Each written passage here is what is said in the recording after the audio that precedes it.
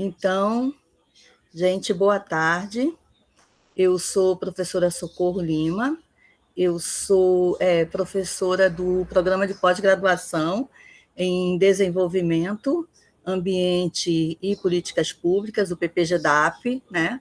Onde nós também temos 3 servidores, né? A gente tem o prazer de ter 3 servidores técnicos administrativos, que também estão participando do seminário.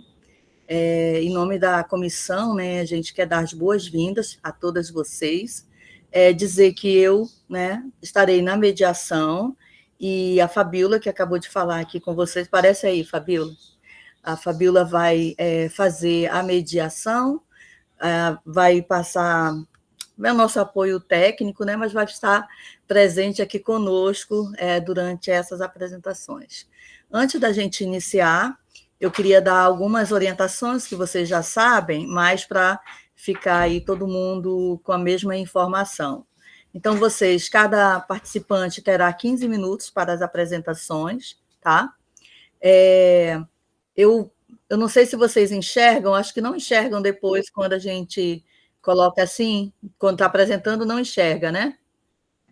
Eu acho que não. Então, eu vou só, quando faltar 5 minutos, eu vou só dizer assim, 5 minutos, tá bom? Para vocês cumprirem o horário. Então, 15 minutos, quando faltar 5 minutos, eu aviso vocês, para vocês darem aí conclusão à apresentação de vocês. Logo após as apresentações, nós faremos aí um debate, né, que eu espero que seja muito rico, então todas podem fazer as suas anotações, né, e considerações sobre os seus próprios trabalhos e também sobre o trabalho dos seus colegas, né, das colegas aqui no caso.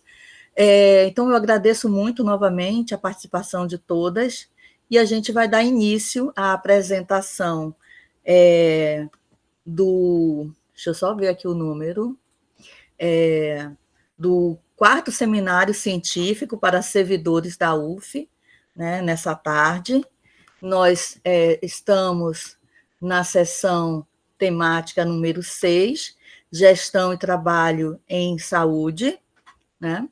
E nós vamos ter a primeira apresentação, a partir de agora, do trabalho Absenteísmo e Vícios em Jogos de Azar, Impactos na Vida Profissional e nas Organizações, de autoria de Jéssica Braga dos Santos e Fernanda Vergueiro Rodrigues. Então, a Jéssica está aqui representando e vai fazer a apresentação. E aí, Jéssica, eu já passo para você, tá bom? Sim, tem também a lista de frequência, que já está, antes de passar para a Jéssica, só para dar informação, a lista de frequência já está aí, ela vai ficar fixada agora, e depois, lá pelas 2:50, vai ter de novo a lista de frequência, tá bom? Então, se puderem agora, enquanto a Jéssica já está apresentando, preencher a lista de frequência, nós agradecemos, né, eu e Fabíola. Então, passando a palavra para a Jéssica Braga dos Santos apresentar o seu trabalho. Eu vou começar aqui a contagem do tempo, tá bom, Jéssica? Fica à vontade. Perfeito. Tá ótimo, muito obrigada, professora Socorro. Bom, vou me apresentar então rapidinho, né? Eu sou a Jéssica, eu sou aluna lá do mestrado do PPGAD, né, de administração. Sou também servidora da SCS, né, lá da comunicação, a gente fica no 8º andar da reitoria. Bom, eu sou da turma 24, né, e a gente produziu esse artigo no ano passado. Então, eu sou uma aluna, uma mestranda, que eu me interesso muito pelo tópico, né, vícios de jogos de azar, nesse crescimento, né, o alcance que ele já teve, dado que ele é bem recente. Estou falando aqui especificamente dessas plataformas BET, né, que ficaram popularmente conhecidas como as BETs. Então, aqui, a gente teve um enfoque um pouco maior para atender aos requisitos, né, da disciplina, então a gente focou mais nessa questão dos impactos, tanto para o funcionário, quanto também para as organizações. Então, vou aqui passar. Vocês estão me ouvindo bem? Está passando direitinho? Tudo certinho? Tudo certinho, Jéssica. Maravilha. Então, aqui eu vou apresentar a estrutura para vocês, né? Então, começando pela introdução, fundamentação teórica, vou passar os objetivos, a metodologia utilizada, né? Fazer as discussões que foram propostas por esse artigo e também mostrar para vocês as considerações finais. Bom, então, como eu mencionei, né, a gente estuda, na verdade né, esse tema foi muito mais trazido por mim do que pela minha colega, e ela abraçou a minha ideia, então foi ótimo, foi um excelente casamento nesse sentido, né, um excelente casamento acadêmico, e, enfim. Então, a gente está num cenário de intensa transformação digital, justamente devido a essas novas formas de consumo que foram introduzidas. Então, se antes as pessoas precisavam, para participar de jogos de apostas, né, jogos de azar, elas precisavam se deslocar para determinados lugares, hoje basta você ter um celular conectado à internet que você consegue facilmente acesso a todas essas plataformas, né? E isso acarreta em vários impactos, né? Traz vários impactos, principalmente também, não só no ambiente de trabalho, mas como eu falei aqui, nesse trabalho a gente focou nisso, mas é claro, traz transtorno para a vida pessoal, para a vida profissional, para a saúde, enfim, é uma questão que realmente envolve vários fatores. Bom, é reconhecido, né, que esse vício em jogos é reconhecido pela OMS, né, já faz um tempo, e é um tema muito relevante para a gestão pública e organizacional. Então, assim, essas plataformas BETS, elas chegaram no Brasil em 2018. Ou seja, a gente está falando de um tema que é bem recente, né? Mas ele é recente, mas apesar de ser recente, ele impacta bastante. Então, de acordo com dados, de acordo com o Banco Central, 3 bilhões foram a cada mês são só dos beneficiários do Bolsa Família, do programa Bolsa Família, são destinados 3 bilhões a essas plataformas. Então, assim, movimenta muito dinheiro, né? Então, é um tópico muito sensível, muito relevante. Vamos lá, então, aqui definir, então, para vocês o que é o absenteísmo, que é justamente essa falta não justificada ao trabalho, né? E aí que pode trazer esses resultados, né? Esses impactos, esses fatores organizacionais, pessoais e comportamentais também. Como eu mencionar que no segundo tópico, né, ele é reconhecido pela OMS como transtorno mental, e essas plataformas acabam intensificando esse tipo de transtorno. Então, é algo que a gente precisa de políticas públicas, de lideranças que tratem do tema com o rigor que ele precisa. Então, o que isso acarreta, por exemplo? Pode acarretar no aumento de faltas, né, no trabalho. Então, isso pode ser motivado por ansiedade, pode também trazer o estresse financeiro, né, que é como esses autores ali, o Tavares e o Mussa, tratam, desmotivação profissional e o uso compulsivo dessas tecnologias. E isso também, esse estudo foi muito motivado por uma observação minha mesmo, assim.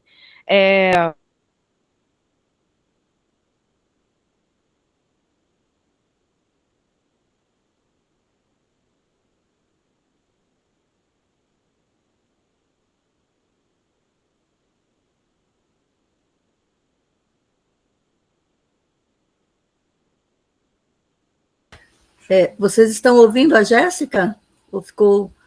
Jéssica ficou mudo aqui para a gente. Sim, está travando um pouco, até coloquei no chat. Eu acho que a sua internet, é melhor você fechar a câmera, talvez melhore. Isso. Agora fala para a gente ver se está ouvindo. Jéssica, sai da sala Não e volta. estamos... É melhor. Sai da sala e volta, Jéssica, por favor. Assim, estou usando... Escutam? Agora sim. Sim. Agora não. Eu acho que está travando. É melhor você sair da sala, voltar e a Fabiola passar seu slide, porque talvez fique muito pesado para sua internet. Isso, melhor. Mas eu acho que a Fabiola já está passando, não, Fabiola? Não, era ela mesma que estava passando. Ah, tá. Não, vou abrir aqui, tá? Para poder passar o da Fabiola, Jéssica. obrigada. Talvez seja melhor.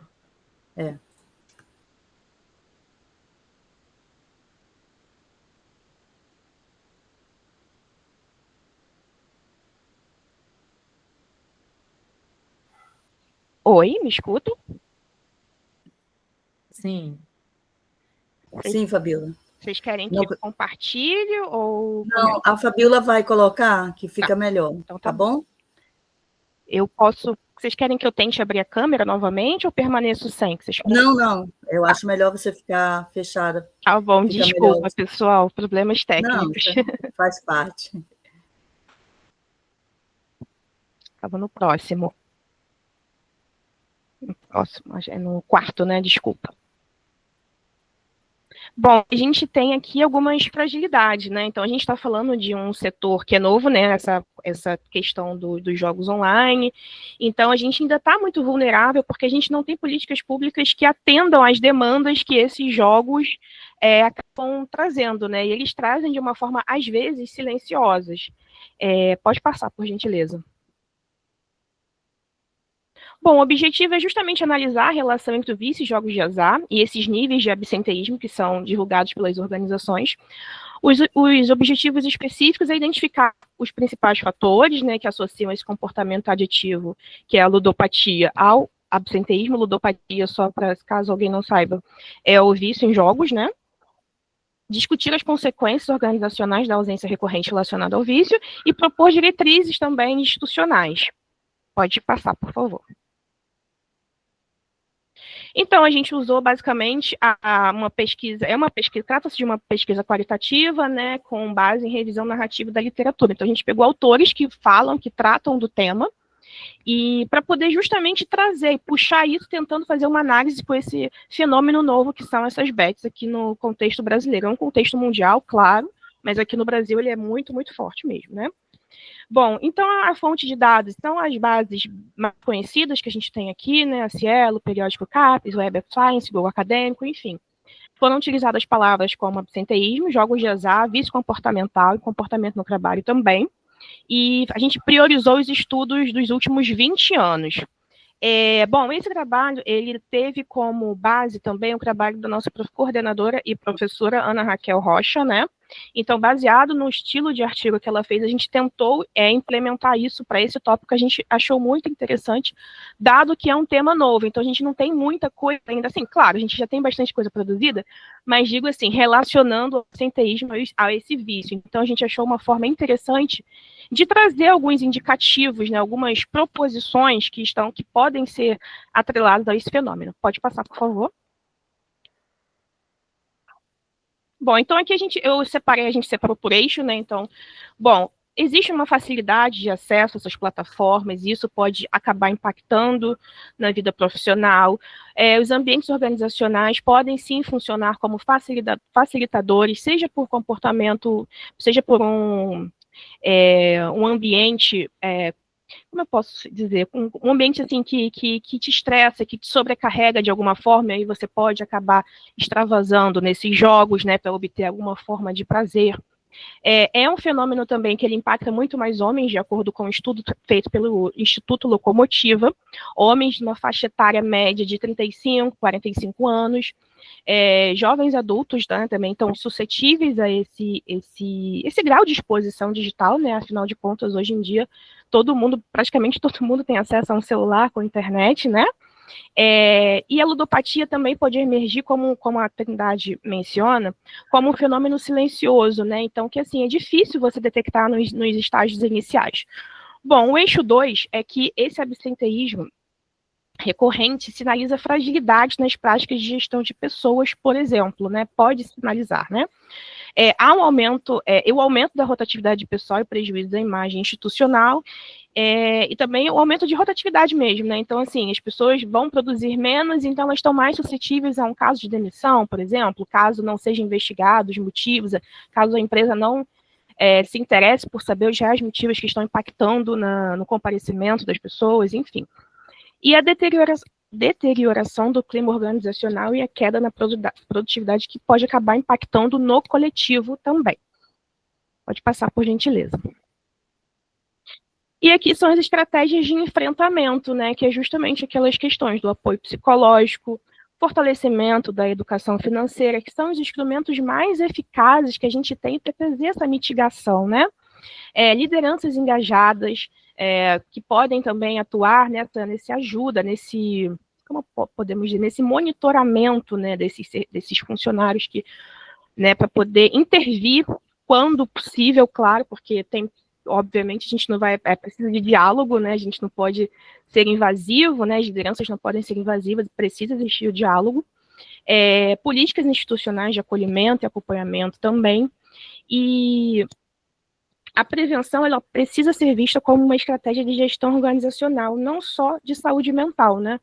E é isso, precisa ser algo integrado. Acho que a palavra que representa bem esse último tópico seria a integração mesmo.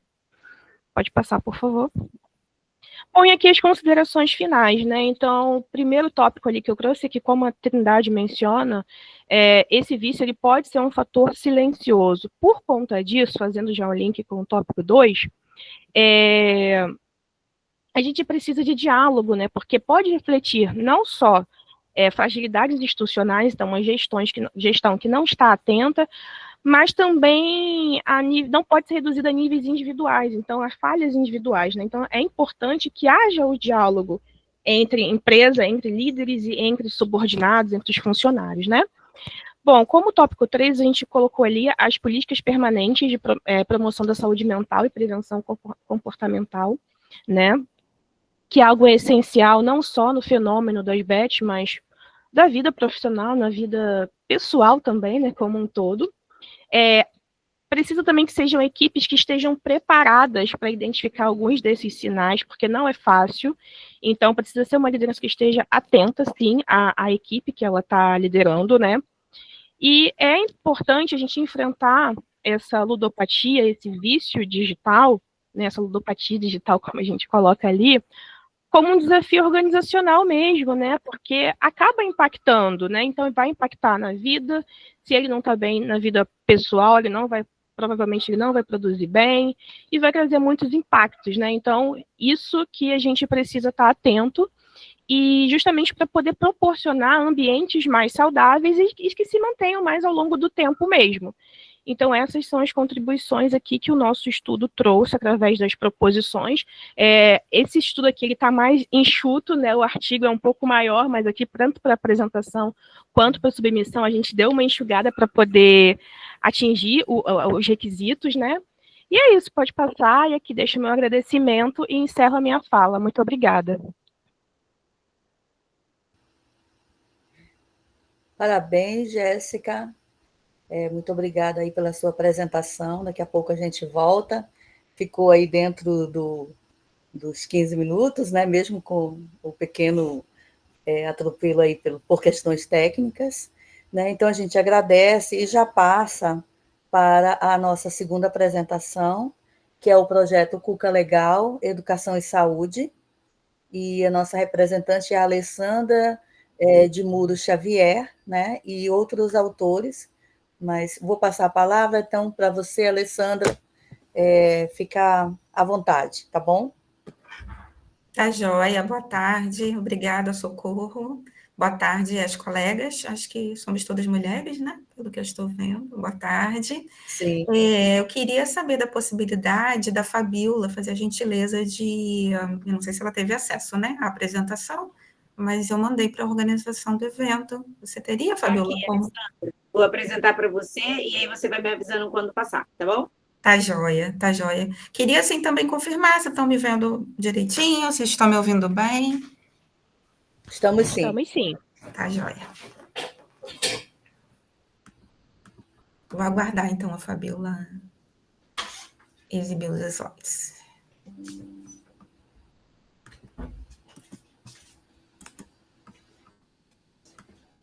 Ótimo.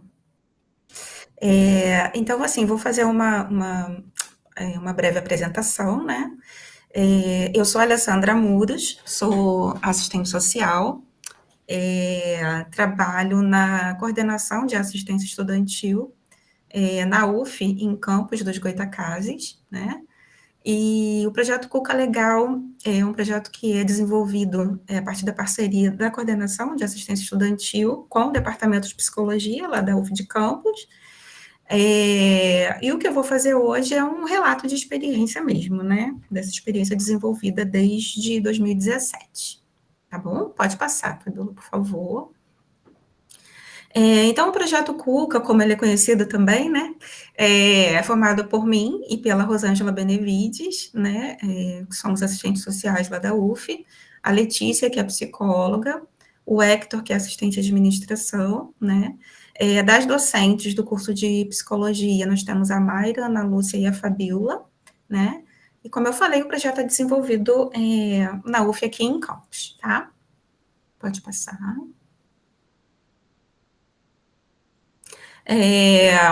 Então, a UF Campus, né, que também é conhecida como ESR, que é a sigla do Instituto de Ciências da Sociedade e Desenvolvimento Regional, está localizada aqui no município de Campos, dos Goytacazes, no interior do estado do Rio de Janeiro, e a UF atende aqui a aproximadamente 3.500 estudantes ativos em 9 cursos de graduação, e nós temos 3 cursos de pós-graduação também estrito sensu. Né? A coordenação de assistência estudantil ela foi criada em 2011, né? E desenvolve diversas ações, né? E serviços e projetos visando promover a permanência estudantil, né? E a qualidade da formação universitária. Né? Então, as universidades federais, né, a partir do ReUni, sofreram uma expansão grande, né? A partir de 2008. E nós tivemos, né, a ampliação das universidades, dos cursos de uma forma geral. Nós vivemos também o processo de democratização, né, do ensino superior, né, a diversificação do perfil de estudante que acessa a universidade. Felizmente vivemos, né, esse processo. Mas no ano de 2015 a 2017, nós começamos a identificar um aumento significativo das demandas em saúde mental, né? Curioso que foi um processo antes da pandemia, né? Nós vivemos a pandemia em 2020, e após a pandemia nós tivemos uma intensificação, né, dessas demandas em saúde mental. Mas nesse período de 2015 a 2017 a gente já começou a perceber um aumento dessa demanda de atendimento, né? E aí a gente percebe que a saúde mental é um dos fatores que interferem na questão da permanência do estudante na universidade, tá? Em paralelo ao projeto Cuca Legal, né, que é uma estratégia, a gente também começou a desenvolver uma pesquisa de perfil dos estudantes ingressantes, né? E a gente inseriu alguns dados relativos à saúde mental, tá? Então, como eu falei, o projeto Cuca, ele nasce, né, em 2017, fruto dessa parceria entre a CAIS e o curso de psicologia. Pode passar, por favor. Aqui eu trago, assim, uma definição do que seria saúde, né, do que seria saúde mental, né? Então, a gente tem a compreensão de que a saúde, ela não é a ausência de doença simplesmente, né? Ela é produto de um amplo espectro de fatores, aí a gente está citando um autor, né, que é o Buzz, de fatores relacionados com a qualidade de vida, né, incluindo um padrão adequado de alimentação, nutrição, habitação, saneamento, boas condições de trabalho, oportunidades de educação ao longo da vida, né? Um ambiente físico adequado, apoio social para as famílias, um estilo de vida saudável e cuidados em saúde, né? Então, todos esses fatores, eles interferem na saúde mental da população de uma forma geral, né? A Organização Mundial de Saúde define a saúde mental como estado de bem-estar no qual cada indivíduo pode realizar seu próprio potencial, enfrentar, né, o estresse normal da vida, né, trabalhar de forma produtiva e frutífera, estando apto a contribuir com a sua comunidade, tá? E aí nós utilizamos também uma pesquisa que foi feita recentemente pelo Fonaprace, que é um fórum de pró-reitores, né, de assuntos estudantis.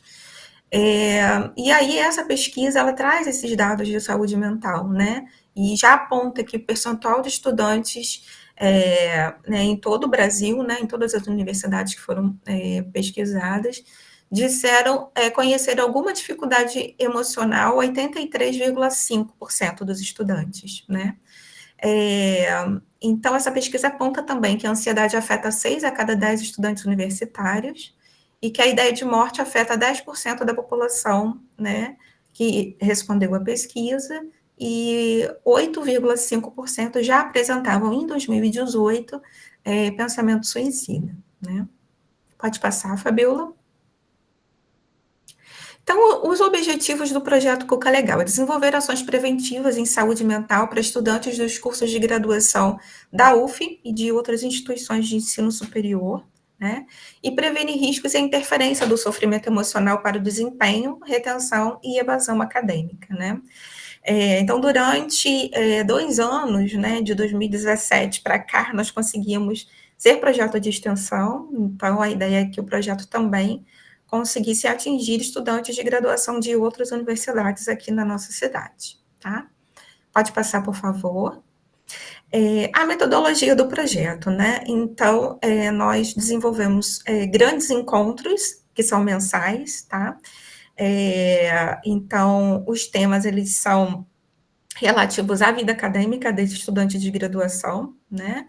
Então, envolve as questões de estresse, a questão da ansiedade, as questões de, por exemplo, procrastinação, né, na vida acadêmica, que é ficar adiando, né, a realização de trabalhos, a realização de trabalhos em grupo.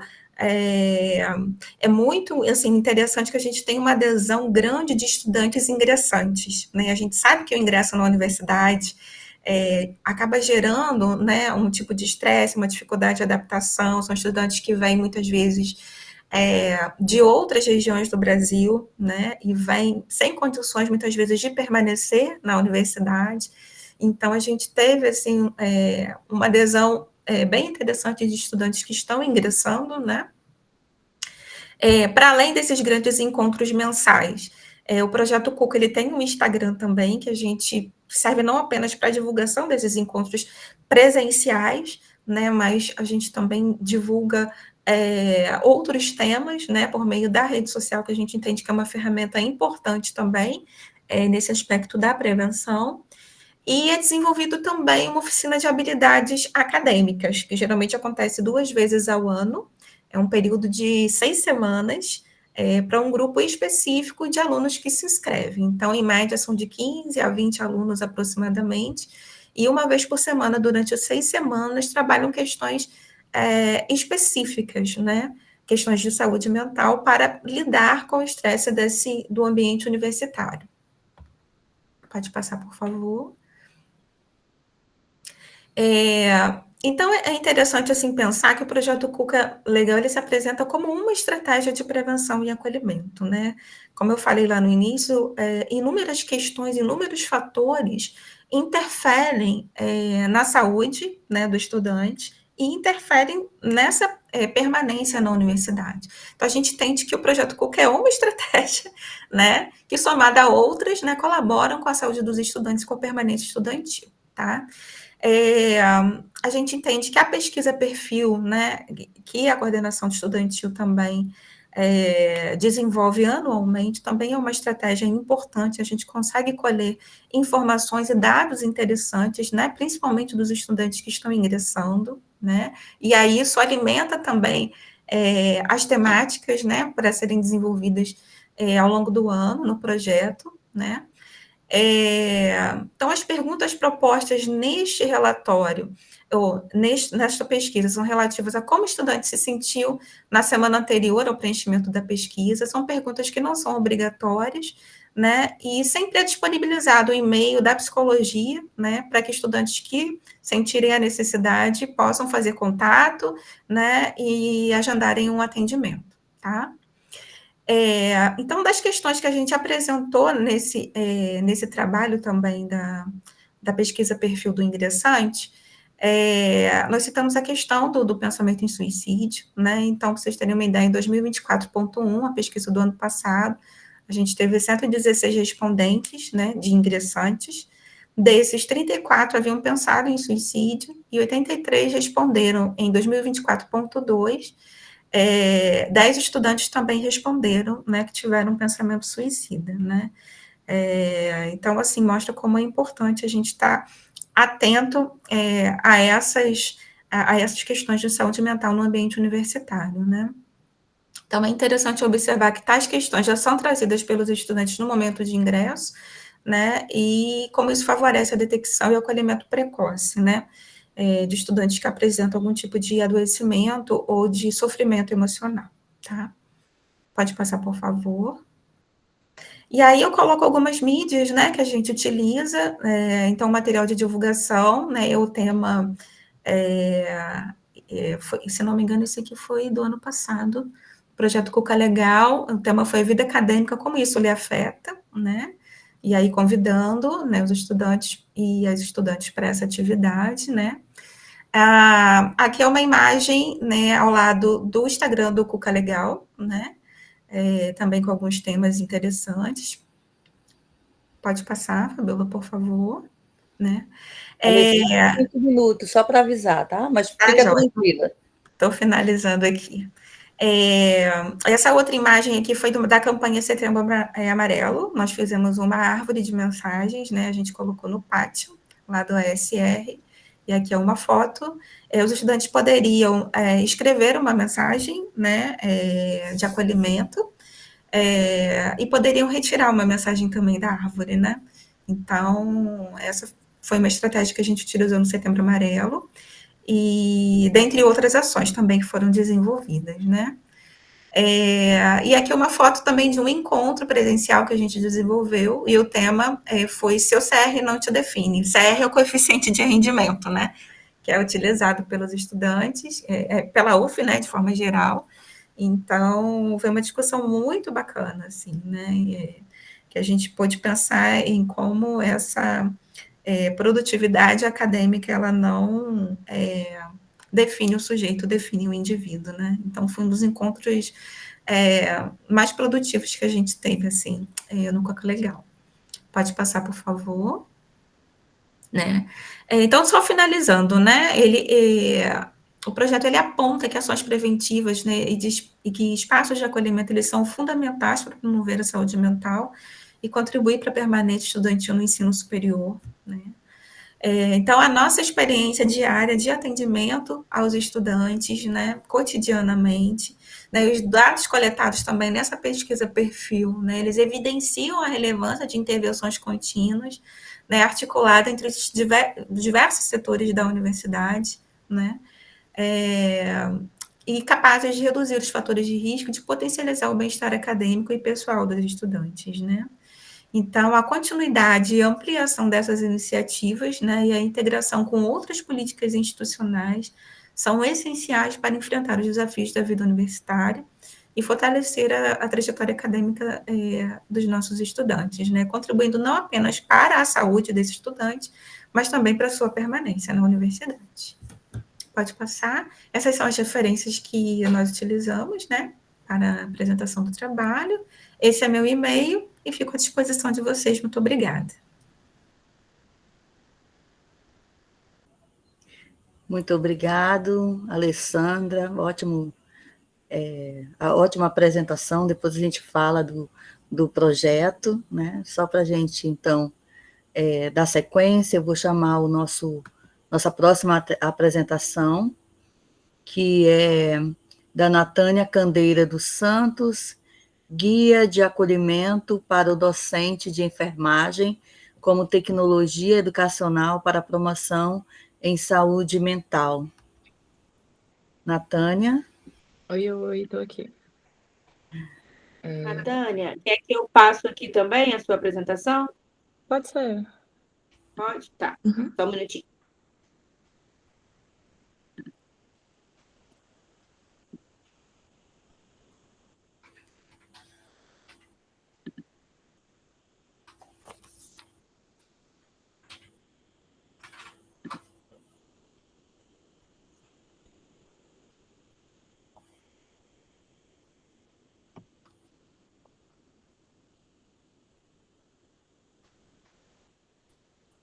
Quando você quiser, Natânia, fique à vontade. Então, gente, boa tarde.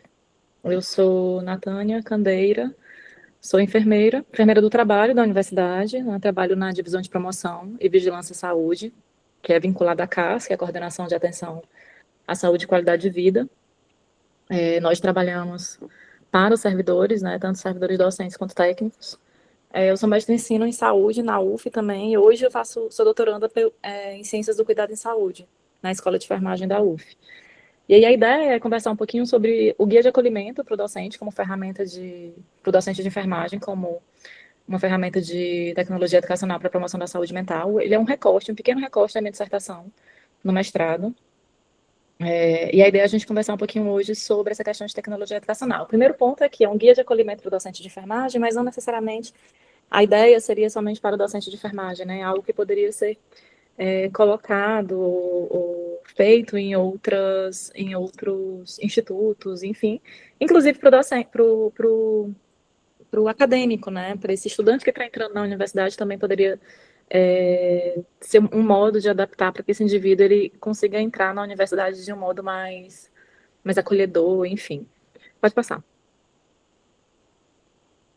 Então, assim, a primeira questão é que nós sabemos que o equilíbrio entre o trabalho e essa vida pessoal, ela é um desafio significativo, né? Nós, como trabalhadores, sabemos disso. Por vezes, a gente sempre está com o trabalho fora desse espaço, que é, em tese, um espaço feito para esse momento, para se trabalhar. Então, hoje, a gente leva o trabalho para todo lugar, todo dia, todo instante. Então, é um desafio significativo esse equilíbrio, achar esse equilíbrio chave entre o trabalho e a vida pessoal.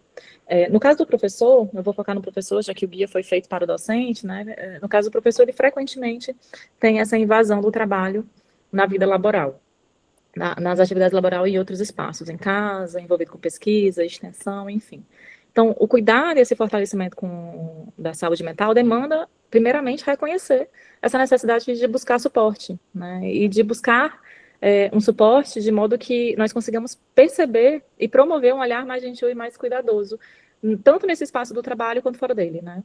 É muito comum observar discursos dentro da academia de muita dificuldade de estar nesse espaço fora do trabalho, mas também de competitividade, de individualidade, e por vezes esses coletivos, eles são muito difíceis de se atingir um espaço salutogênico, um espaço mais saudável de trabalho, né?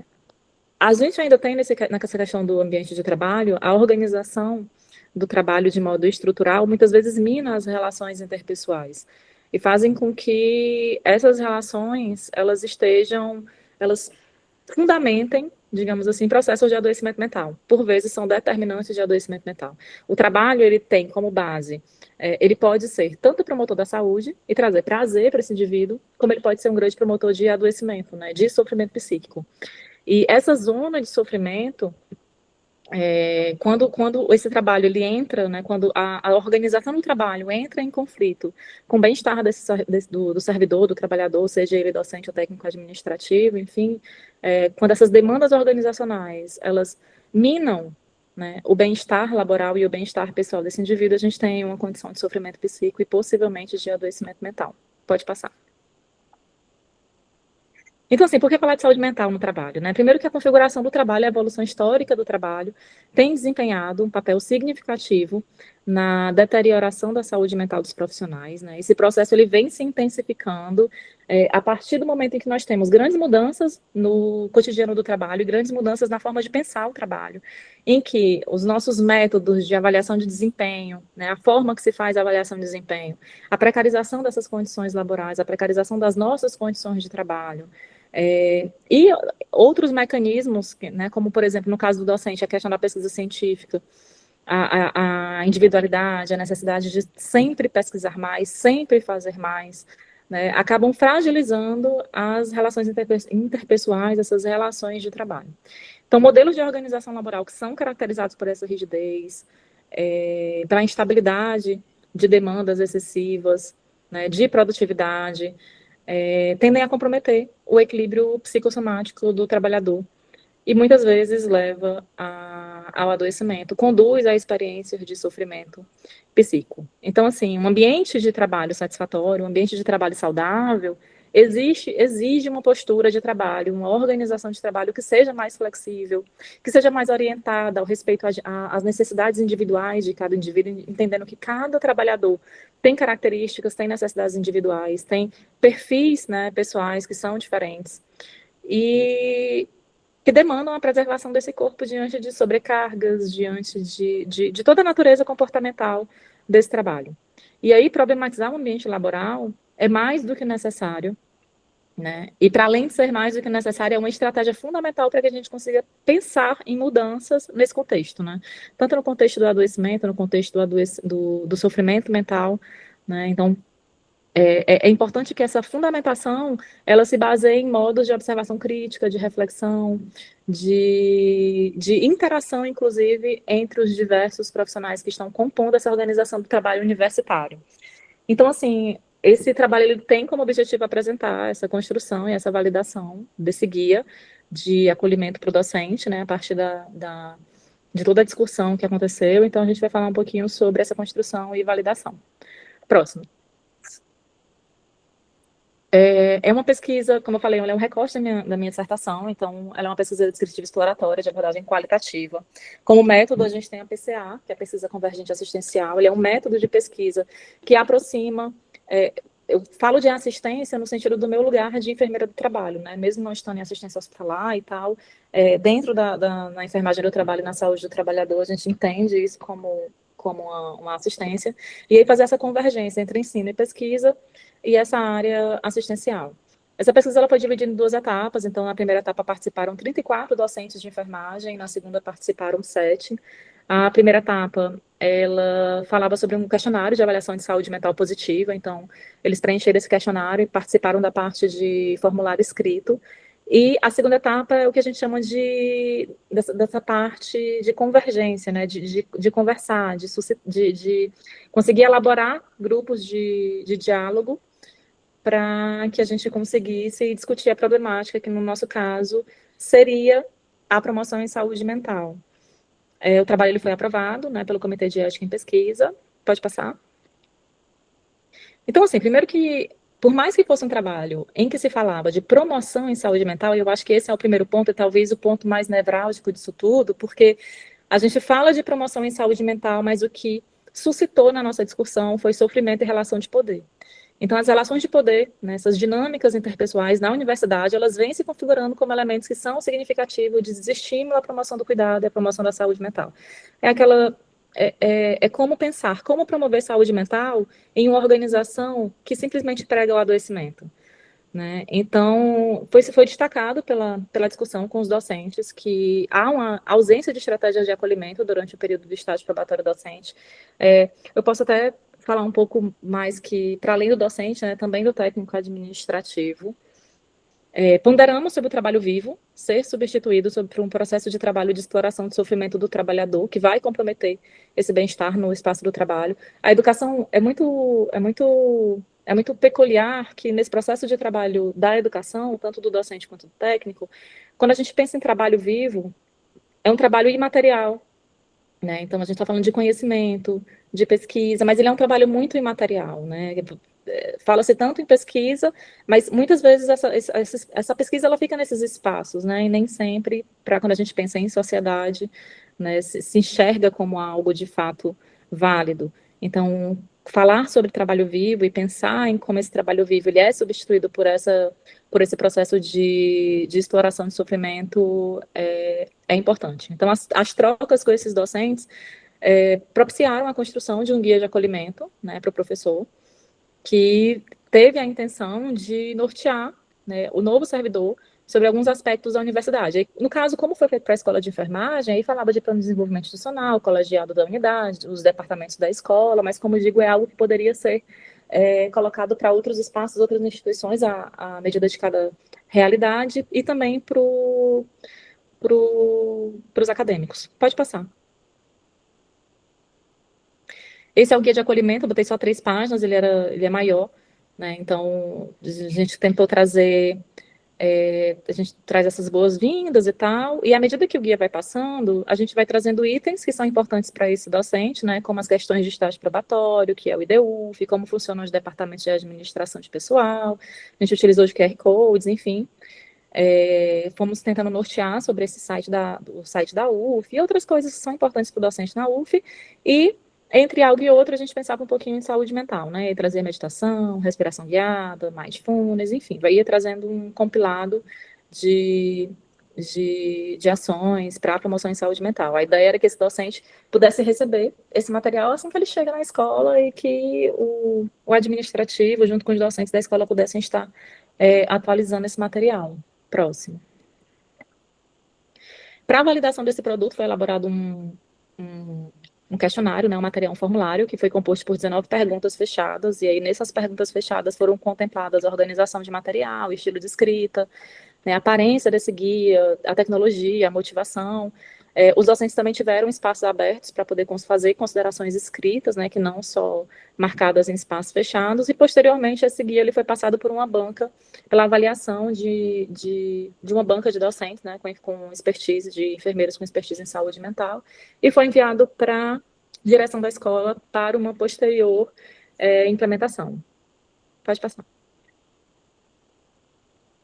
E aí, quais as implicações para a prática de trabalho, né? Acho que esse é um ponto também importante de trazer na pesquisa, e em pesquisas de modo geral, que, primeiramente, é a promoção da saúde mental como componente essencial de cuidado, né?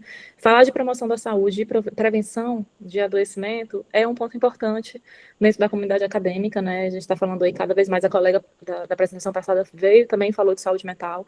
Então, a saúde mental hoje ela é um grande nó no nosso ambiente de trabalho. E pensar na promoção em saúde mental e pensar em possibilidades de promover a saúde mental e entender, né, para além de promover, entender que a saúde mental é um componente essencial de cuidado e sem esse conceito a gente não consegue ter um trabalho ideal e útil, sem exploração de sofrimento, né.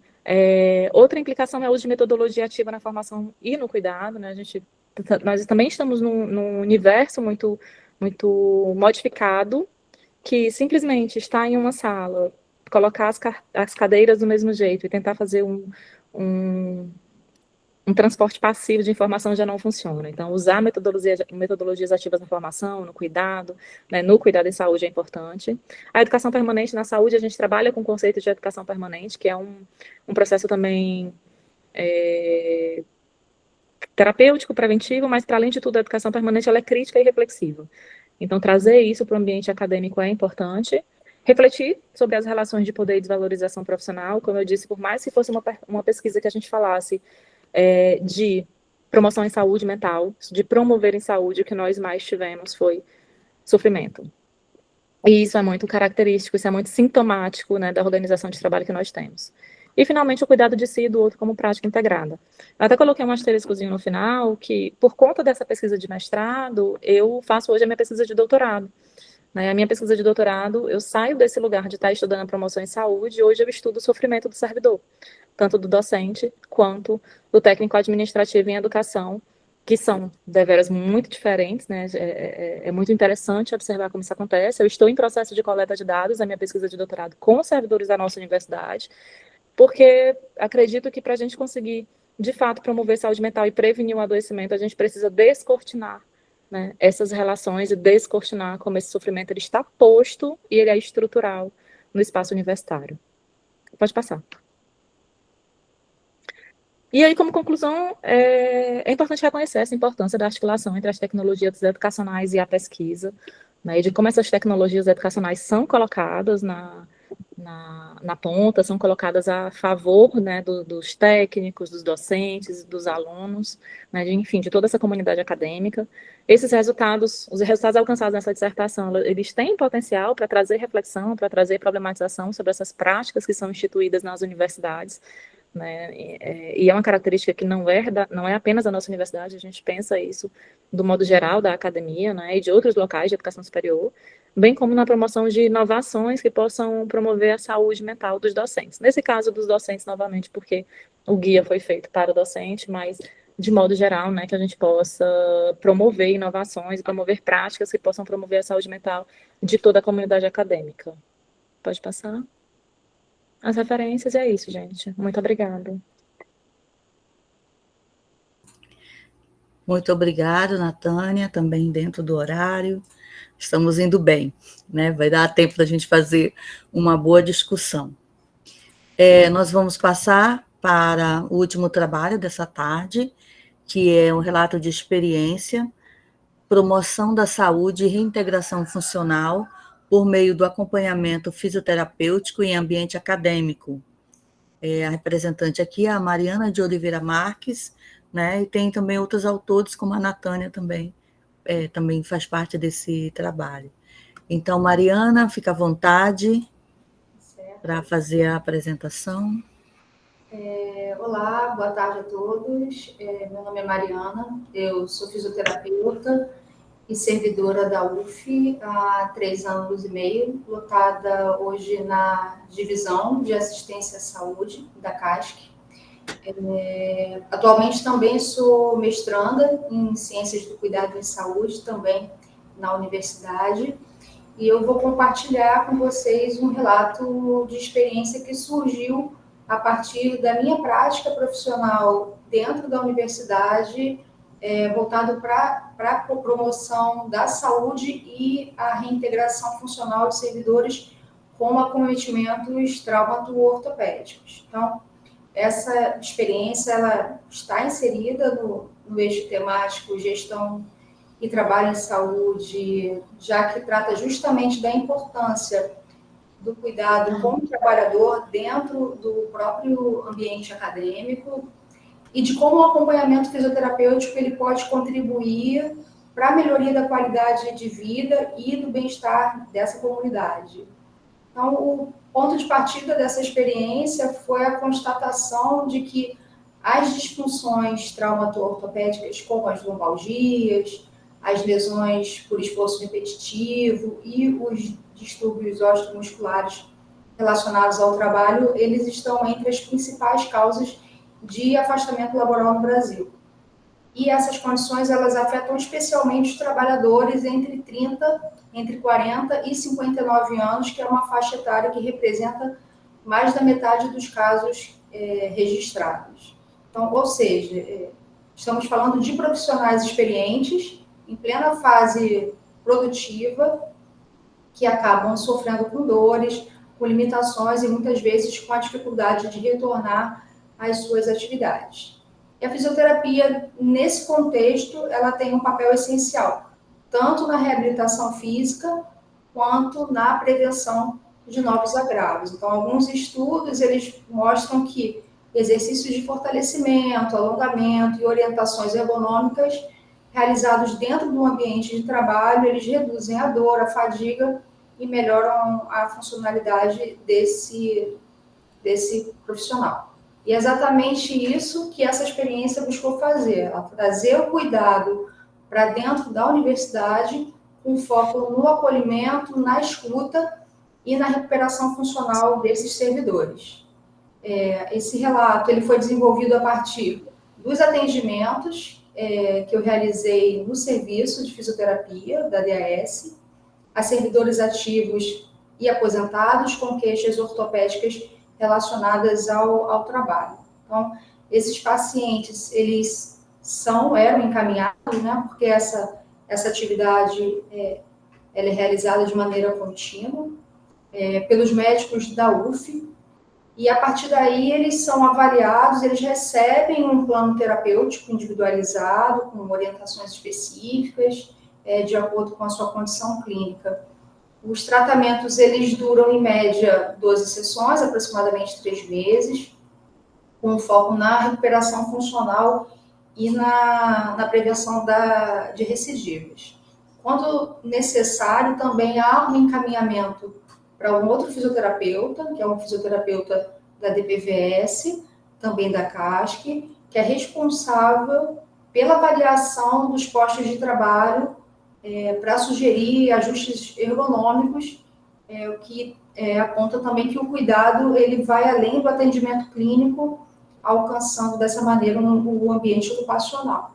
Então, os resultados eles foram muito positivos. Então, além das melhoras da condição física, com aumento de força muscular, amplitude de movimento e redução da dor, esses servidores eles relataram uma maior autonomia e um engajamento no autocuidado.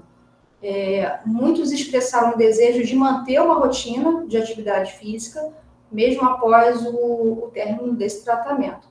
Mas o que mais me chamou a atenção foi o impacto emocional e simbólico desse cuidado dentro da própria universidade. Então, muitos servidores, eles relataram se sentirem acolhidos, valorizados e reconhecidos como parte de uma instituição que se preocupa com a saúde de quem trabalha nela. Então, se fortalece vínculos, cria um ambiente mais humano e colabora para um retorno ao trabalho de uma forma mais saudável e mais confiante. Essa experiência, ela evidenciou que a importância de pensar a fisioterapia não apenas como uma prática de reabilitação, mas como uma estratégia de gestão e saúde ocupacional, que contribui diretamente para a qualidade de vida e para a sustentabilidade institucional.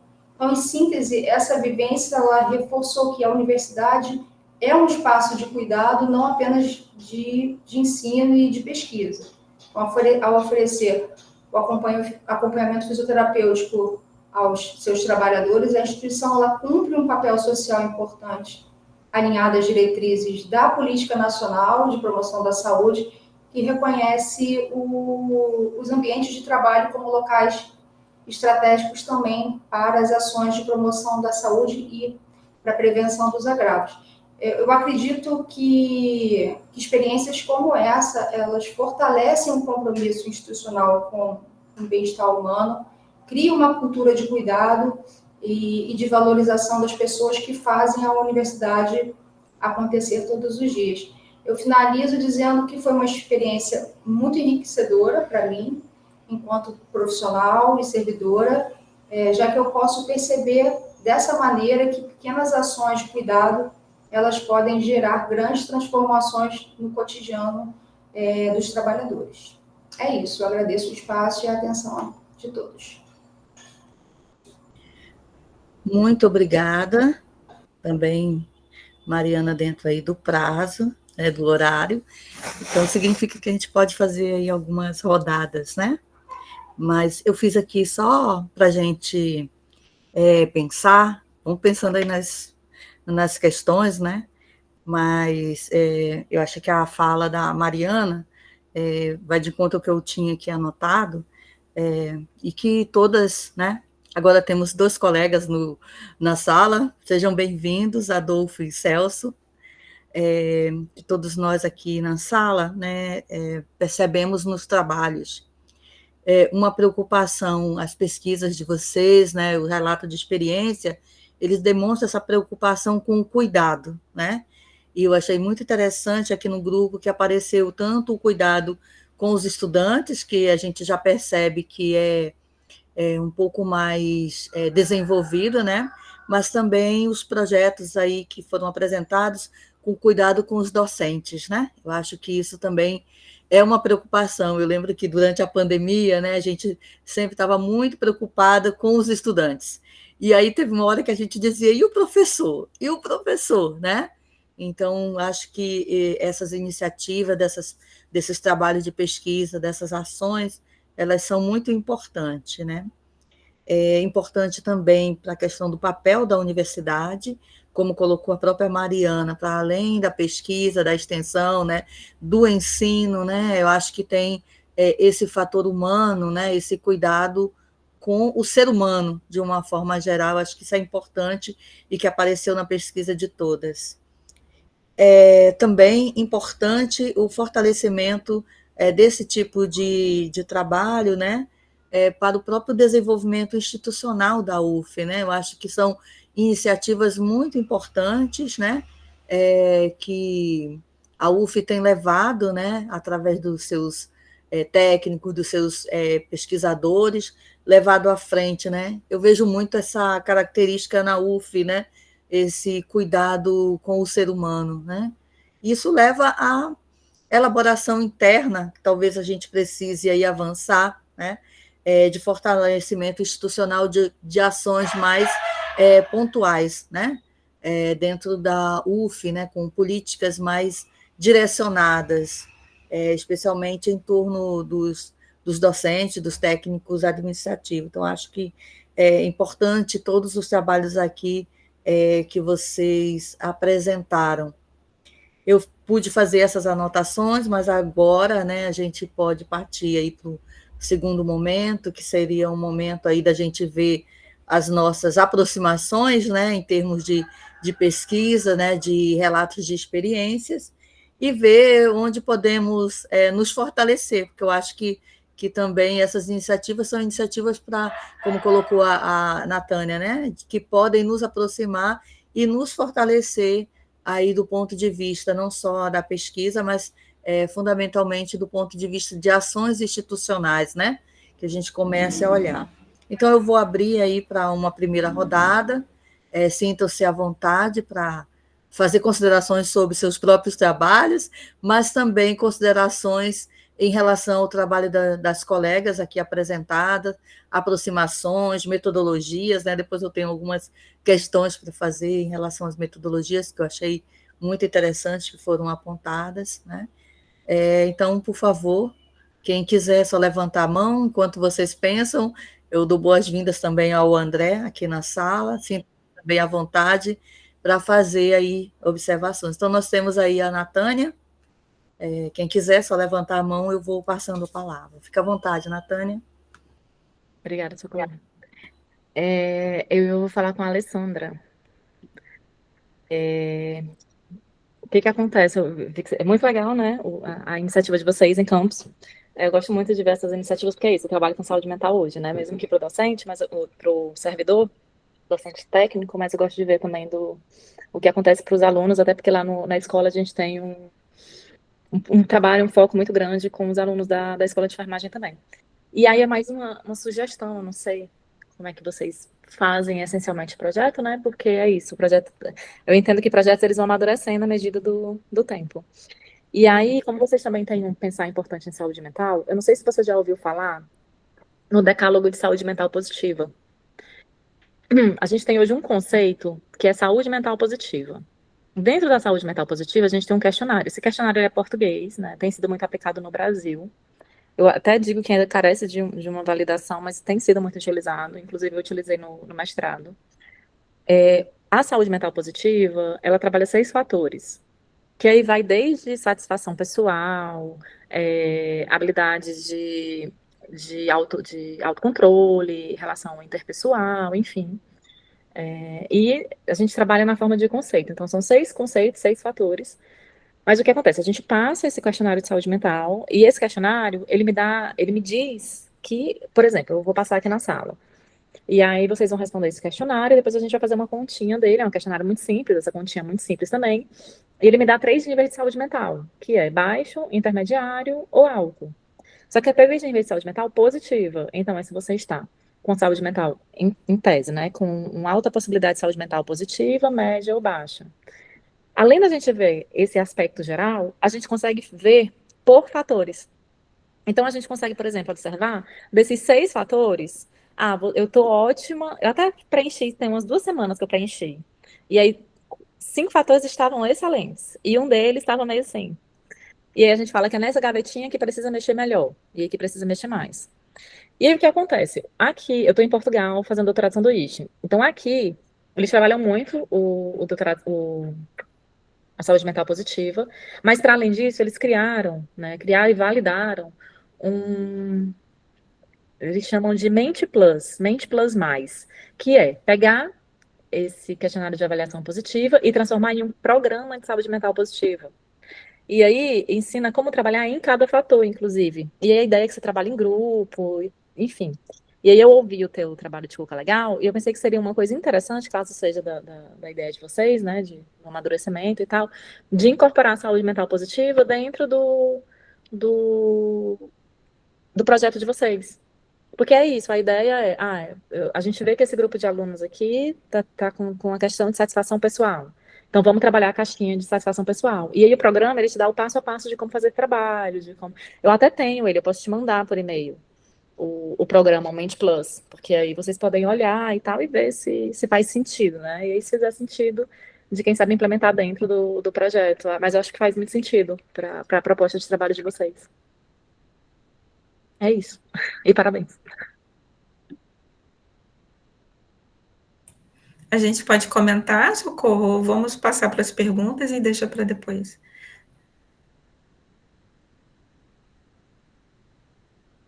Falando só aqui, eu vi que você levantou a mão. Você quer fazer logo a sua pergunta? Talvez a gente faça uma terceira e aí a gente abre um bloco. Alguém quer fazer uma questão na sequência? Sim, eu gostaria de parabenizar, né, a todas as colegas que fizeram a sua apresentação. Como o Socorro falou, acho que a perspectiva do cuidado, ela apareceu em todas, né, assim, dessa questão do olhar atento, né, para o colega, para o servidor, para o estudante, enfim, né. E aí eu acho que, não sei se foi a Natânia ou se foi a Jéssica que comentou isso, né, acho que foi a Natânia, que esse espaço da universidade, ele pode ser tanto um espaço de proteção como um espaço adoecedor, né, e aí todas as pessoas, toda a comunidade acadêmica, né, todas as pessoas que compõem a comunidade acadêmica precisam estar preocupados, engajados, né, para a promoção desse cuidado, né, em saúde mental. Então, não é responsabilidade só da CASC, não é responsabilidade só da assistência estudantil, não é responsabilidade só do diretor da unidade. Eu acho que esse compromisso com o espaço de cuidado e proteção, acho que é uma questão que merece, que precisa ser melhor trabalhada e desenvolvida, né? Eu entendo que, assim, para a UF é extremamente desafiador, a gente trabalha numa das universidades, nas maiores universidades do país, né? E é uma universidade multicamp, então, até, assim, a gente percebe que estratégias são desenvolvidas, talvez até de forma piloto, né, em Niterói, que é a nossa sede, e aí a gente, do interior, não tem tanto acesso, como seria importante, né, que essas ações fossem também trazidas para as unidades do interior, né. Eu queria perguntar, tenho algumas perguntas, na verdade, né, para a Natânia, se nesse teu processo de trabalho, de pesquisa, né, se você percebeu essa questão do adoecimento aumentou após a pandemia, se você percebe mais entre os docentes ou entre os técnicos administrativos, porque a gente vem percebendo também, né, um adoecimento grande entre os profissionais técnicos administrativos, de uma forma geral, tá?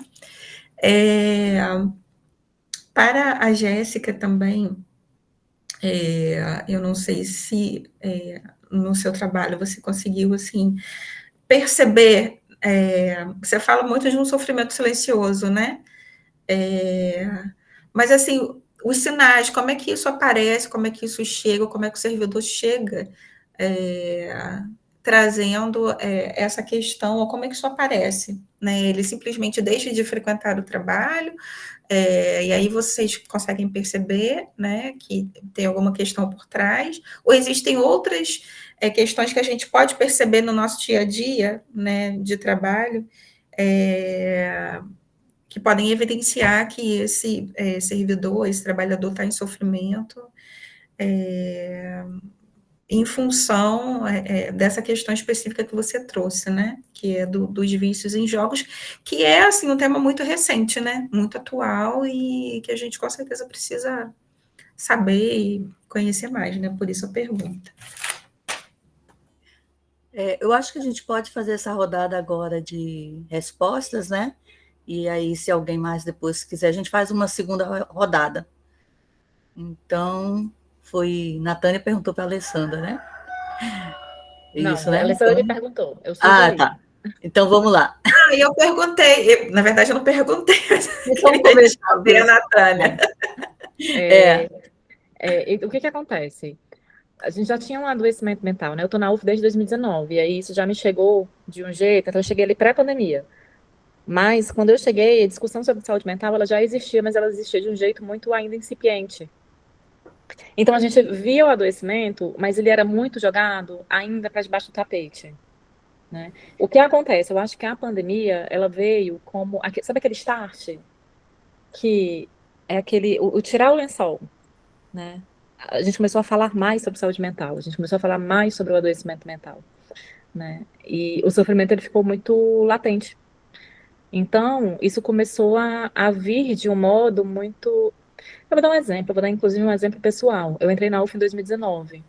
Eu terminei o estágio probatório com o meu primeiro afastamento por saúde mental. E eu trabalhei em lugares muito piores, assim, no sentido de lugar que não tinha nada, e eu nunca adoeci. Mas 3 anos na universidade eu adoeci pela primeira vez. E aí isso foi pós-mestrado, né? Então eu defendi o mestrado, me vi só no trabalho, adoeci. E aí um dos motivos também para eu estudar sofrimento hoje, para tentar entender isso. Então, a gente está quando eu falo desse lugar do adoecimento, do sofrimento, eu falo de um lugar no sentido de que a gente vive algo que é endêmico, epidêmico, né? A universidade, hoje, estruturalmente, promove o sofrimento. E aí, consequentemente, e a gente sempre fala, a gente vai sofrer em qualquer lugar da vida, né? O sofrimento, ele é inerente, a gente sofre, é normal sofrer. Só que o sofrimento, quando a gente tem condição de repará-lo, de ter estratégias e tal, a gente consegue transformá-lo em um sofrimento criativo, no caso do trabalho. A gente consegue transformar em um sofrimento criativo e aí a gente consegue não adoecer. Qual que é o problema? Quando a gente não tem essa ferramenta e quando a gente não tem uma organização que faz com que a gente consiga ter essa transformação. E aí a gente tem um adoecimento mental altíssimo. E aí é docente, é técnico, né? O técnico administrativo está extremamente adoecido. É até um dos motivos pelos quais eu trabalho técnico no doutorado. No mestrado eu trabalhei só o docente, hoje eu trago o técnico, que é uma lacuna na literatura. Então, a gente fala bastante, né, do docente e tal, mas o técnico acaba não sendo falado. Então, existe uma invisibilidade ainda, além de tudo, né, e aquela nós somos técnicos, a gente sabe, né, parece que a gente está sempre fazendo tudo o tempo todo. E pós-pandemia, isso veio de um jeito ainda mais aumentado, né, porque parece que a gente está fazendo tudo o tempo todo, em todo lugar. Porque a gente tem um teletrabalho, então a gente tem que trabalhar o tempo todo em todo lugar. Não é assim, né? Então, eu acho que o que aconteceu no pós-pandemia é que a gente começou a falar mais sobre o problema, né? E aí, e isso é perfeito, isso é maravilhoso, a gente tem que falar, né? Eu acho que o véu da vergonha, ele saiu, as pessoas adoeciam antes, tinham vergonha de ir ao psiquiatra, tinham vergonha de dizer que tomavam medicamento. Eu falei para todo mundo logo, porque aí você tem que colocar o afastamento, né? Você tem que se afastar daquele lugar que te adoece para que você possa conseguir ter estratégias, né? E aí, o que eu percebo é isso. Pós-pandemia, a gente está falando mais sobre o problema, a gente está vendo colegas adoecendo e a gente está lá puxando junto, né? Tentando puxar o barco para tentar se fortalecer em conjunto. Eu acho que é por aí. Eu vou aproveitar que você perguntou para a Jéssica e eu vou meio que fazer uma pergunta também que ela já falou tudo na tacada. Eu vi que na sua pesquisa, na sua revisão narrativa, você vem falando sobre empresas, né? E aí, eu nem sei se é um questionamento, eu acho que é mais uma ideia também. Eu não sei se você pretende ir para o doutorado com a temática, mas se você pretender ir para o doutorado com a temática, talvez seja interessante, inclusive, você fazer uma revisão de escopo, porque a revisão de escopo ela tem a ideia de mapear a literatura, né? Então, a função da revisão de escopo é essa. E aí, de você fazer uma revisão de escopo para ver isso na universidade. Como que esses jogos de azar e absenteísmo estão colocados com os servidores das universidades. Aí você pode pegar a Universidade Federal, Universidade Estadual, servidor técnico, servidor docente, porque a ideia seria mapear para você descobrir uma lacuna na literatura para levar para o seu doutorado, né? E aí eu não sei se você já meio que teve essa ideia de, da universidade em si, mas se ainda não fez e tal, talvez fosse interessante. E aí fica a sugestão. E se você fez também, você pode falar um pouco, mas fica a sugestão de fazer uma revisão de escopo sobre isso dentro da universidade, porque a gente, pensando no meu tema de saúde mental e entendendo que o jogo de azar ele também está muito voltado à saúde mental e por vezes ele é um gatilho, que é uma consequência disso, talvez fosse algo interessante. E é isso. Eu falo muito, gente. Obrigada, Natânia. A Alessandra levantou a mão? Pode falar. Eu levantei também, mas eu fico... queria agradecer a Natânia pela dica do instrumento. Eu coloquei, Natânia, o meu e-mail aí no chat, se você puder me enviar, eu acho que a gente pode, com certeza, assim, desenvolver e até conhecer, porque eu desconheço, né, esse trabalho, então, pelo que você relatou, ele com certeza vai contribuir muito para o desenvolvimento do projeto. E é isso, o projeto a gente vai fazendo e vai aprimorando, vai, né, agregando outras estratégias, né, de atuação, e queria te agradecer, então, tá bom? Se puder me enviar, eu agradeço. Obrigada. Eu vou fazer só um comentário rápido, não deveria me intrometer, mas já me intrometendo, né? Acho que são temas tão interessantes, e eu achei ótimo eu ter caído nessa sala, porque agora eu estou orientando um estudante que está trabalhando com políticas de saúde mental. Eu já anotei aqui o decálogo da saúde mental, né, para discutir com ele, se ele conhece, né? Eu desconheço, né? Achei muito interessante. E dar o meu depoimento pessoal rapidamente para a Alessandra, dizer como eu estava em Campos, lá no Departamento de Geografia, como foi importante o projeto Cuca Legal. A gente, inclusive, recorreu a uma das membros do Cuca Legal, né, que é a Lúcia, né, para dar um apoio rapidamente para a pós-graduação, né, porque também a gente teve alguns episódios bem difíceis na pós, né, durante a pandemia, especialmente por conta dos prazos, né, essa coisa. Então, queria agradecer aqui de antemão o Cuca Legal pelo que ele tem feito lá na UF Campus, né, e dizer para vocês estenderem um pouco para pós, né, já fazendo aquele chorinho, né, pensar com carinho na pós-graduação. E, Jéssica, é um tema muito interessante, né, acho que a Natânia deu uma ideia interessante para você sobre o referencial teórico, mas eu fiquei pensando em termos metodológicos, né? Como que vocês conseguem mapear, né? Como que consegue mapear? Porque ninguém vai assumir, né? Isso. Então, como que vocês estão desenvolvendo uma metodologia para mapear essas pessoas que têm esse tipo de atitude no trabalho, né? Ou fora, eu não sei como é. Então, também aproveitando que fizeram essa pergunta para você, eu já queria também perguntar em termos metodológicos, né? Como é que vocês fazem, né? Tem na fila, eu acho que vou deixar a Jéssica responder, André, e cadê? Que está na fila aqui, e já passo para vocês, tá bom? O André, passo para você, e na sequência, tá, André? Deixa a Jéssica responder aí. Oi, pessoal. Então, Natânia, vou começar com você, porque esse espaço aqui também é muito interessante, porque a gente se reconhece nas falas das colegas, né? Então, assim, o relato da Natânia é muito parecido com o meu relato em relação principalmente em relação à ansiedade, né? Se eu descobri o que é ansiedade, isso também foi no meu período do mestrado e como servidora também. Então, é legal a gente dividir essas experiências, né?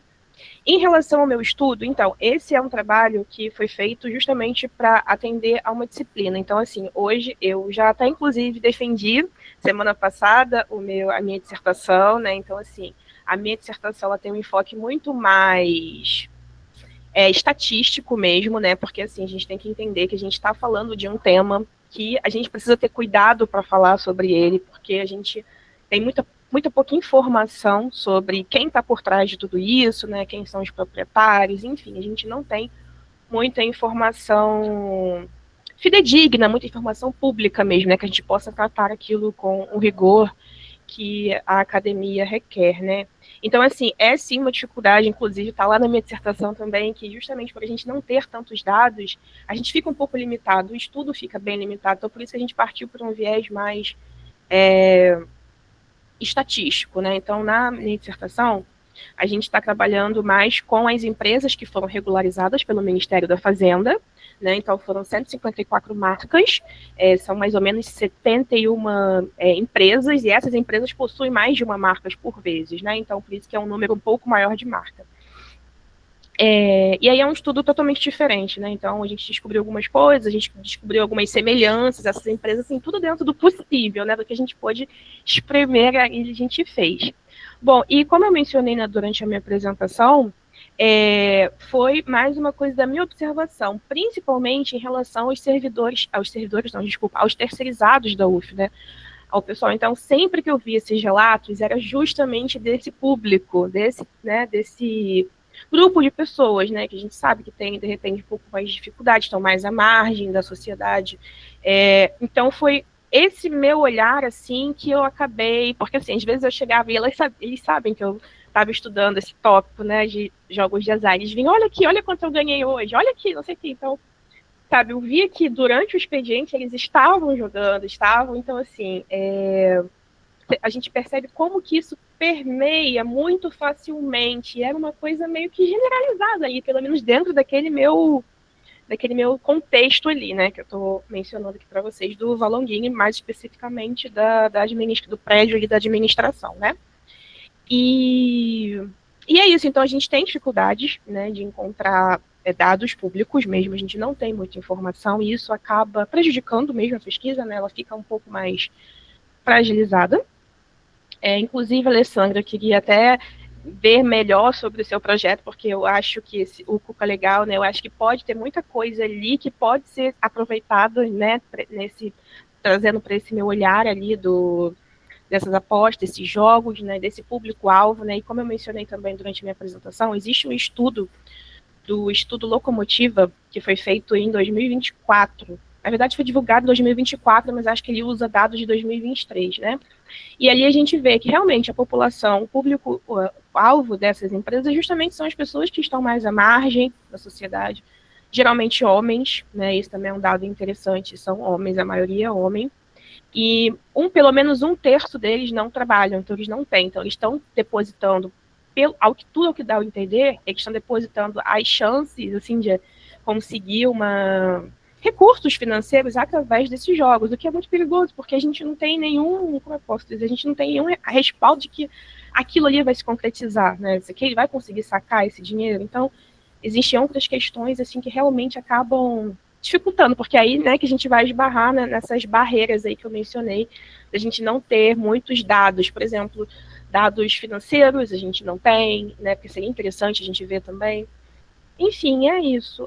Ficou alguma coisa em aberto? Qualquer coisa é só me falar que eu respondo, pode ser até pelo chat para dar espaço para os demais colegas falarem. E muito obrigado pelas perguntas e muito, mais uma vez, agradecer aqui pelo espaço.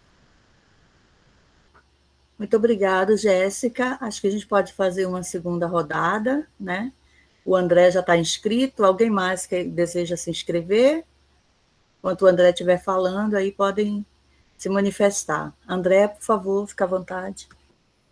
Olá, boa tarde. Meu nome é André Magrani, eu sou colega da Natânia e da Mariana. Somos colegas no mesmo ambiente de trabalho. Conforme a Natânia falou, realmente é comum os relatos entre os colegas, os problemas emocionais, né, mentais. Eu também já passei por um processo desses de afastamento por fatores emocionais. Mas, enfim, eu queria, eu não sei se já foi falado aí nessa apresentação, mas eu estou lendo um documento que talvez possa agregar ao que está sendo discutido, talvez já tenha sido discutido já. A NR1, que são as normas regulamentadoras do Ministério do Trabalho, lançou um guia de informações sobre fatores de risco psicossociais relacionados ao trabalho. Eu não sei se é do conhecimento de vocês, mas esse documento é bastante interessante, porque ele separa os fatores emocionais, de bem-estar do seu dia a dia, né, da pessoa, e aqueles relacionados ao trabalho. Esse documento, ele faz um levantamento dos fatores que estão relacionados diretamente ao trabalho. Ou seja, problemas relacionados à moradia, à sua dificuldade na família, isso não entra nesse campo de discussão. Pelo menos até onde eu li essa documentação fala sobre isso. E existe uma obrigatoriedade, a legislação está exigindo que esses fatores psicossociais, fatores de risco psicossociais relacionados ao trabalho sejam implantados nos serviços públicos e empresas, até microempresas, enfim. Eu não li toda essa documentação, eu realmente é uma novidade para mim, e uma das coisas que me chamou a atenção também é quem tem atribuição para fazer essas avaliações de saúde mental. Parece que somente psicólogos e médicos podem atuar nessa avaliação, inclusive quanto ao quadro que faz a pesquisa, entendeu? Então, é uma coisa que eu quero compartilhar com você. Eu acho que é interessante que quem não conhece esse documento que possa adquirir no site do Ministério do Trabalho. É basicamente isso. Obrigado, André. Jéssica? Oi, só para falar que eu esqueci de mencionar uma parte da pergunta da Natânia, né, que foi o meu intuito justamente após essa minha etapa estatística do trabalho, né, era justamente aplicar um questionário, e aí eu só não definia, assim, exatamente em qual contexto, se vai ser só na UF, se vai ser extra, como é que vai ser. Mas o meu intuito era esse, de aplicar um questionário para a gente ver realmente o tipo de pessoa, né, e aí eu ia pegar alguns dados, assim, né, claro, levando em consideração o comitê de ética, né, sempre. Mas aí eu esbarrei justamente nessa questão do comitê de ética. Está demorando um pouquinho, então, para essa etapa do mestrado, para eu não me atrasar muito, eu resolvi abrir mão dessa parte nesse momento do mestrado e deixar isso justamente para um futuro doutorado, aí sim aplicar o questionário, entrevistar pessoas, né, pegar mais nuances, né, já que a gente não tem isso, não foi um dado público, né, ver mais nuances. Então, por exemplo, quais são as bets que são mais, que possuem maior índice de apostas, qual é o público, é mais mulher, é mais homem, como é que funciona, então, isso vai ficar realmente para uma etapa futura do doutorado. Era só isso que eu queria complementar. Obrigada. Obrigada, Jéssica. Na sequência, eu queria fazer um comentário em relação ao trabalho da Mariana. Eu queria, Mariana, entender um pouco mais, se você pudesse colocar, como é que se dá essa reintegração que você está falando, são servidores, né, que passaram por algum tipo de acidente físico, e aí você está falando desse acompanhamento, ou é só em relação mesmo à saúde mental? Como é que vocês também trabalharam? E tem o comentário do André, né? Então, se alguém mais tiver uma questão para colocar, a gente passa aí para as respostas. Bom, o serviço de fisioterapia ele é um serviço permanente da CASC, né, da DAS, da Divisão de Assistência e Saúde. Então, qualquer servidor aposentado, ativo, ou seus dependentes, eles podem podem acessar o serviço de fisioterapia através do encaminhamento de um médico da UF. Então, esse servidor é uma procura ativa, né? Ele vai faz o agendamento dessa avaliação médica, e quando existe um encaminhamento com um diagnóstico de acometimentos relacionados à ortopedia, traumatologia, ele pode fazer a utilização do serviço de fisioterapia. Hoje, na DAS, são 5 fisioterapeutas. Existe o atendimento na reitoria e o atendimento também no Graduatá. Existe também, além disso, um acompanhamento de acupuntura, que é oferecido no espaço da reitoria. Então, esses pacientes, eles chegam até o serviço de fisioterapia, né, por encaminhamento exclusivo da universidade, e esse acompanhamento ele pode durar aproximadamente 12 sessões. Pode ser feito um pedido de reavaliação e de continuidade do tratamento. Então, o que eu percebo? Eu trabalho não só na UF, mas trabalho também numa unidade de terapia intensiva, e percebo muito isso, ultimamente tenho percebido mais, que além que o desejo do paciente, /servidor, /trabalhador, é de ser visto e de ser ouvido, que obviamente a técnica é muito importante, né? O alívio da dor, do desconforto, mas ser reconhecido como um indivíduo que está sendo acolhido, que está sendo orientado e tratado, é determinante, assim. E é isso que eu percebo, né? Porque não foi uma ação que foi interrompida, esse é um serviço que ele é contínuo, de como esse servidor ele se sente visto, sendo cuidado dentro da universidade, enquanto eu escuto e ouço isso, né? De como é importante a universidade tratar e viabilizar esse cuidado próximo ao seu ambiente de trabalho. Nem todos esses servidores estão em afastamento, alguns sim, alguns estão afastados para tratamento e podem continuar fazendo o seu acompanhamento. E como eles se sentem motivados a dar continuidade posteriormente, quando já liberados da fisioterapia, através de cuidado com acompanhamento com o educador físico ou com orientação em relação a mudanças nos hábitos de vida, né, nutricional, médico, enfim.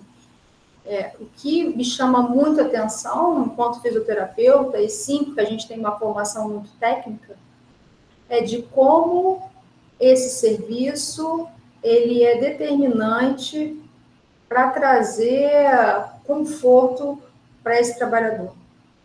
E também reforço, né? Sou amiga pessoal, colega da Natânia, e ouvindo exatamente sobre saúde mental, ouço também muitas queixas dentro do contexto do cuidado como fisioterapeuta, de como o corpo somatiza esse sofrimento e como a fisioterapia ela pode atuar, né, nesse contexto não só do cuidado físico, mas como também de uma atenção mais integral a esse servidor.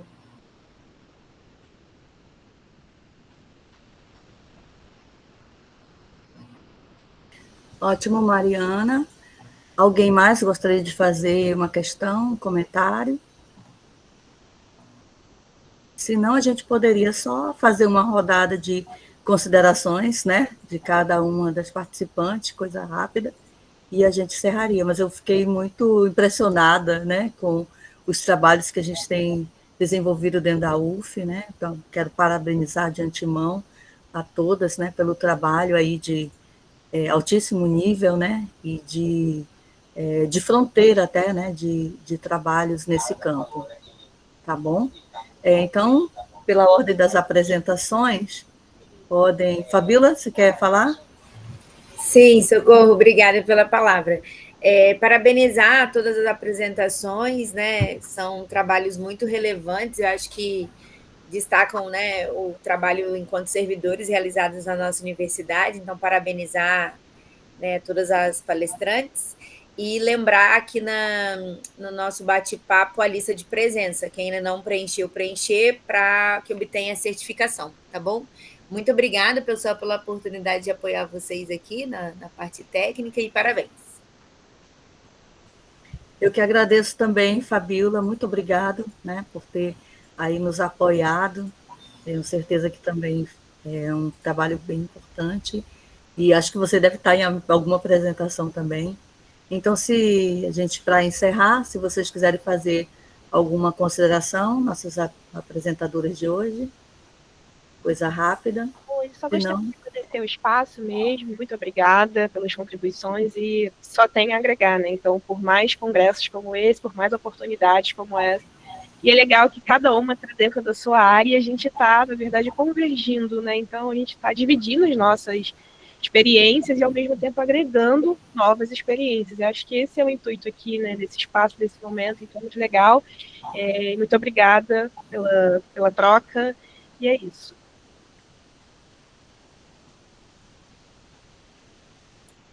Eu também gostaria de agradecer, né, parabenizar a organização do evento, né, agradecer o apoio que a gente teve aqui, foi um prazer imenso conhecer, né, todas vocês, né, todas essas estratégias e iniciativas, dizer que eu estou à disposição aí no e-mail também, quem quiser continuar, né, trocando, conversando, e o meu desejo é que essas ações se multipliquem, né, e que a universidade realmente se torne um espaço de proteção e cuidado para os estudantes, para os docentes, para os técnicos, para os terceirizados também, que é um público que a gente, né, lida todos os dias. Então, só agradecer mesmo, viu? Parabéns a todos, muito obrigada.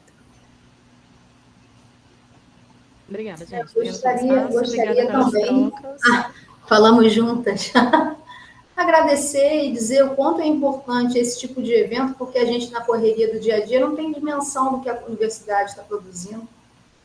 E é muito bom, eu sempre saio sensibilizada em ouvir que existem pessoas que pensam também positivamente, acreditam que os trabalhos podem ser realizados e podem fazer diferença na vida das pessoas. Então, agradecer a companhia de vocês nessa sexta-feira.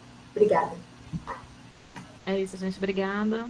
Apesar dos pesares, eu também me manter esperançosa de que a gente pode ter melhorias no âmbito universitário, né, para a comunidade acadêmica, de modo geral. Então, eu acho que quando a gente tem espaços colaborativos, a possibilidade de pequenas sementinhas serem plantadas e espalhadas por aí, ela se torna mais real, né, mais concreta. E é muito que a Mariana trouxe, assim, acho que a gente vê outras pessoas que também estão preocupadas e também estão tentando em cada um nos seus respectivos lugares. Eu acho que dá um certo conforto de que a gente não está pensando sozinho sobre certas questões e que a gente consegue ter pares para trocar, né? Eu acho que é por aí. E aí, muito obrigada pela tarde agradável.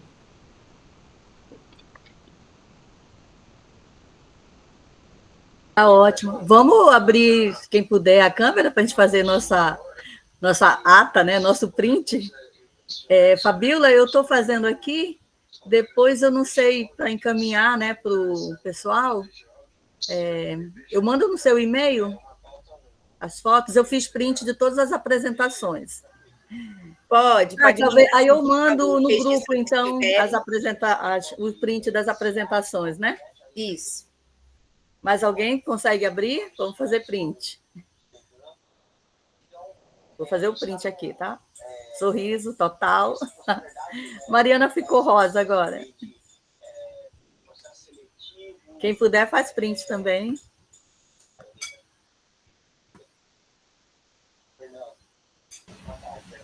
Fiz aqui.